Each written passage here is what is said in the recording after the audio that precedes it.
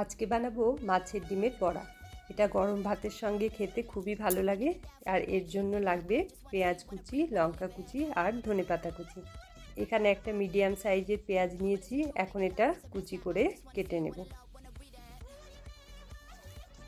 পেঁয়াজটা কাটা হয়ে গেছে, এবার লঙ্কাটাও কেটে নেব আর ধনেপাতাটাও আগের থেকে ধুয়ে রেখেছিলাম, এখন সব কেটে আর রেডি করে নেব।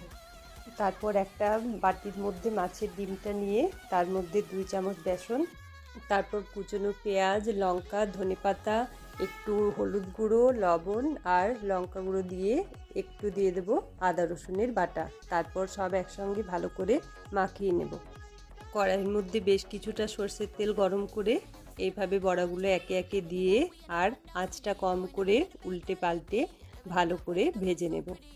গ্যাসের আঁচটা কম করেই বড়াগুলো ভাজতে হবে, নাহলে অনেক সময় কি হয়, উপর থেকে তো বড়াগুলো ভাজা হয়ে যায় কিন্তু ভেতরে কাঁচা কাঁচা থাকে।